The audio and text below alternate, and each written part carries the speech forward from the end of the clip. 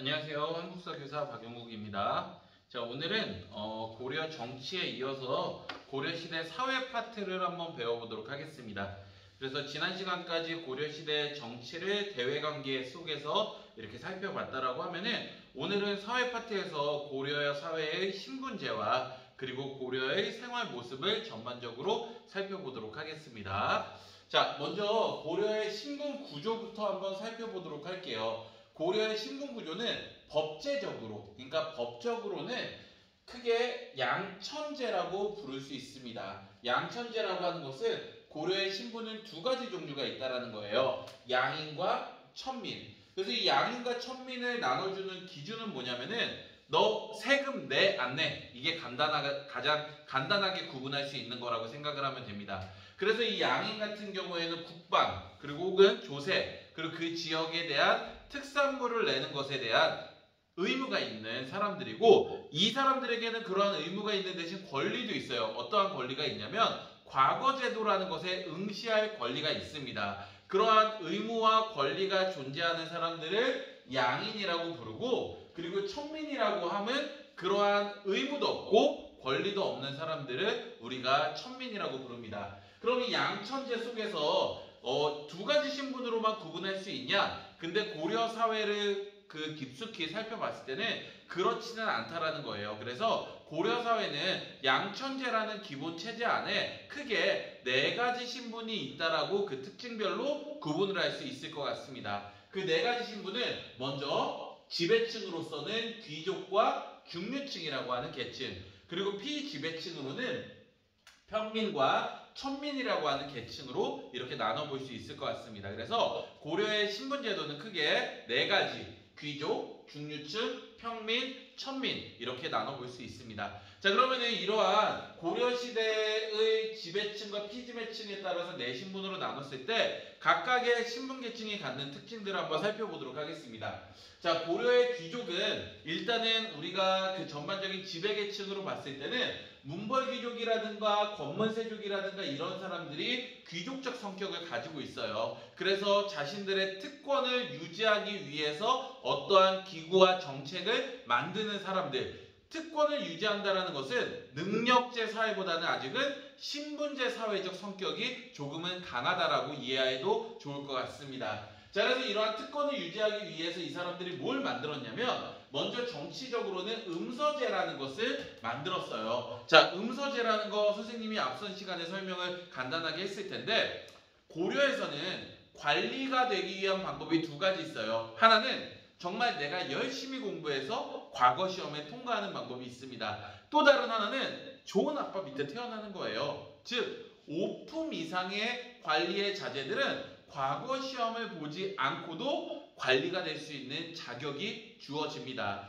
그래서 이러한 음서제를 통해서 고위관직으로 들어가게 되면은 그 가문은 대대로 어떻게 되는 거예요? 관리가 될 수 있는 가문이 되는 거예요. 정치적인 특권을 이렇게 가져가는 겁니다. 또한 경제적인 특권으로 이들이 관리가 되면 그에 대한 국가에서 대가를 받겠죠. 그 대가를 받는 대표적인 게 전시과라는 게 있어요. 전시과라는 거는 두 가지의 땅의 합성어인데 전지와 시지를 받는다라는 겁니다. 전지는 농토예요. 말 그대로 농토에서 쌀농사를 지면 거기서 나오는 세금을 갖는 거고, 시지는 임야, 산이에요. 땔감을 가질 수 있는 이런 조건이 되는 겁니다. 그래서 1에서 18과까지 이렇게 나눠서 그 자신의 관직의 그 높이에 따라서 그 전시과의 땅을 크기를 나눠서 갖는 제도가 있었는데 그게 전시과입니다. 그리고 녹봉이라는 거는 쉽게 얘기해서 말 그대로 월급이라고 생각을 하면 됩니다. 그럼 전시과와 녹봉 같은 경우에는 관리가 됐을 때 국가에서 받는 하나의 이런 대가잖아요. 당연히 받아야겠죠. 근데 이 외에도 그들의 특권을 유지하는 것으로 경제적으로 공음전이라는 게 있어요. 공음전은 말 그대로 음이라고 하는 게 이 음서의 음이랑 똑같은 거예요. 5품 이상의 관리의 가문에는 이 가문에 대해서 그 대가로 국가에서 땅을 주는데 이거는 국가에 반납할 필요가 없는 거예요. 그 가문이 대대로 물려서 가질 수 있습니다. 그러니까 그 가문의 경제적 특권을 또 유지할 수 있는 거겠죠. 그래서 이 귀족 세력들은 정치적으로 경제적으로 이러한 특권을 유지하면서 자신의 가문, 자신의 이러한 것들을 유지하는 데 도움을 받았습니다. 그리고 사회적으로는 폐쇄적 결혼이라고 했는데 이들은 혼인할 때도 주로 누구? 자기들끼리 혹은 왕족과 결혼하기 위해서 노력합니다. 그래서 예를 들면 이런 거 있었잖아요. 이자겸이 어떻게 했어요? 자신의 딸을 왕과 혼인을 시킨 후 그 자식을 또 자신의 딸과 결혼을 시켰어요. 그럼 그 왕자는 누구랑 결혼한 거예요? 왜? 이모랑 결혼한 거잖아요. 그런 것처럼 이런 폐쇄적 결혼을 통해서 그 귀족 계층이 늘어나는 것을 원치 않았습니다. 그래서 이러한 특권을 가진 세력들이 있었다. 귀족으로서 알고 있으면 좋을 것 같습니다. 자, 그럼 이 중류층은 어떤 세력이냐면 평민도 아니고 귀족도 아니고 그 사이에 있는 사람이에요. 그래서 이들은 귀족들이 하기에 조금은 귀찮은 국가의 실질적인 업무, 행정 실무를 담당하는 세력을 우리가 중류층이라고 부릅니다. 그러니까 농사를 짓지는 않아요. 근데 그렇다고 귀족처럼 그러한 고위 관직까지는 못 올라갑니다. 그래서 그 중간의 계층에 있다 그래서 중류층이라고 부르는데 이들은 주로 자신의 직업을 그 자식에게 세습을 해주는 형태로 살아갑니다. 그래서 이들의 대표적인 직업으로는 남반이라든가 서리, 향리, 하급, 장교 이러한 것들이 있습니다. 남반은 궁궐의 실무를 담당하는 사람, 그러니까 중앙 왕 옆에서 왕의 삶이라든가 생활이라든가 왕의 여러 가지 생활을 혹은 이 정치를 운영하기 위한 기본 틀을 만들어주는 이 행정실무를 담당하고 설이나 향리는 여러분들 사극 같은 데 보면은 이방이라고 생각을 하면 돼요. 예, 사또 이러면서 이렇게 도와주는 그런 사람들을 설이랑 향리로서 관청의 실무를 담당을 합니다. 특히 이 향리는 시간이 지나면 지날수록 그 권한이 조금은 약해져요. 어쨌든 남반, 서리, 향리 이런 게 있고 하급 장교라고 하면은 저기 무신처럼 높은 사람은 아니고 이런 하급 장교들을 이렇게 이야기합니다. 그래서 이 귀족과 중류층은 지배계층으로서 이렇게 고려 사회를 이루는데 신분 제도를 가지고 있었고요. 자, 그럼 피지배 계층을 한번 볼게요. 먼저 대부분의 평민은 농사를 짓고 살았죠. 그래서 그 농민들을 우리가 백정이라고 불렀어요. 여러분 백정이라고 하면은 누구 딱 떠올라요? 임꺽정이라고 하는 인물이 떠오르죠. 여러분 백정이라고 하면 어떤 직업을 가지고 있는? 그렇죠. 도살업을 가지고 있는 사람들, 도축업을 하는 사람들을 우리가 백정이라고 불렀는데 그것은 똑같은 이름인데 조선시대 백정이에요. 그래서 조선시대 백정은 천민으로서 도축업에 종사하는 사람들, 이런 사람들을 백정이라고 불렀고 고려시대 백정은 일반 평민 중에 농사를 짓는 사람들을 우리가 백정이라고 부릅니다. 그래서 이 백정들은 조세, 땅에 대한 세금을 내는 거, 공납, 그 지역의 특산물에 대한 세금, 군대를 가거나 노동력을 제공하는 이러한 것에 의무가 있었고요. 이 평민들 중에서는 향부곡소에 거주하는 사람들도 있었어요. 선생님이 지난 시간에 설명을 했는데 향부곡소는 일반 평민들이 거주하는 이런 군현보다 조금 다른 게 차별을 받는다라고 했어요. 그래서 가장 큰 차별은 뭐였죠? 그렇죠. 세금을 조금 더 냈죠. 그래서 이들은 경제적 세금으로 인한 부담이 조금 더 컸고 이 향부곡소가 그러면 살기 싫을 거 아니에요. 벗어나고 싶죠. 근데 이들은 마음대로 그 지역을 벗어날 수는 없습니다. 그래서 거주 이전의 자유가 없었습니다. 자, 마지막으로 천민을 한번 살펴보겠습니다. 천민의 대다수는 노비입니다. 이 노비들은 조세의 의무가 없고 과거 응시에